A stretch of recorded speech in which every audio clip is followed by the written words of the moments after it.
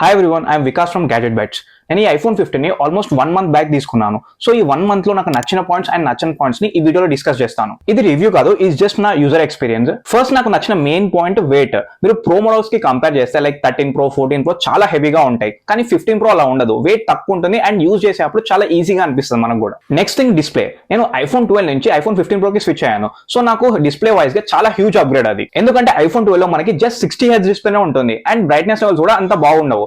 కానీ iPhone 15 pro లో మనకి 120 హెర్ట్జ్ డిస్ప్లే తో పాటు మనకి 2000 నిట్స్ బ్రైట్నెస్ ఉంటుంది. ఈవెన్ మనం అవుట్డోర్ లో కూడా ఈ ఫోన్ ని ఈజీగా యూజ్ చేయొచ్చు అండ్ బ్రైట్నెస్ లెవెల్స్ చాలా హై ఉంటాయి. పర్ఫార్మెన్స్ వైజ్ గా కూడా నాకు ఎలాంటి ఇష్యూ లేదు. గేమింగ్ నేను ఎప్పుడు ఈ ఫోన్ లో చేయలేదు, but as a normal user నాకు ఎలాంటి ఇష్యూ లేదు. Next thing cameras.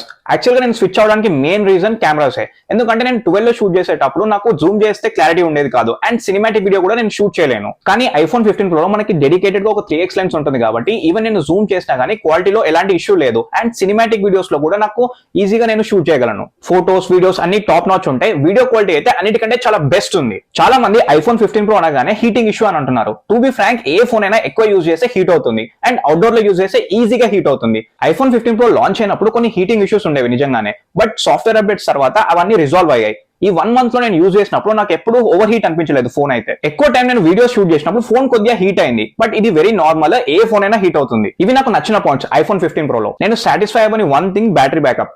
IPhone 15 series లో మనకి 80% లిమిట్ ఉంటుంది. సో ఎవ్రీ టైం నేను 80% కంటే ఎక్కువ చార్జ్ చేసేవాడిని కాదు. ఎవ్రీ డే నా వర్క్ ఫినిష్ చేసుకుని నేను ఇంటికి వచ్చే లోపు నా ఫోన్ బ్యాటరీ 25 నుంచి 30% ఉండేది. ఎండ్ ఆఫ్ ది డే నేను మళ్ళీ చార్జ్ చేసేవాడిని. సో బ్యాటరీ బ్యాకప్ ఓకే, కానీ బ్యాడ్ అయితే కాదు, కానీ ఎక్సెంట్ కూడా కాదు. ఇన్ కేస్ నేను 100% చార్జ్ చేస్తే నాకు స్క్రీన్ ఆన్ టైం 5.5 hours నుంచి 6.5 hours వరకు వచ్చేది. ఇన్ కేస్ మీరు హెవీ యూజర్ అయితే మీకు బ్యాటరీ వల్ల ఇష్యూ ఉంటుంది. If not, everything was sorted. ఇది నా 1 మంత్ యూజర్ ఎక్స్పీరియన్స్. ఈ వీడియో నచ్చితే లైక్ చేయండి, అలాగే subscribe to gadget bets channel.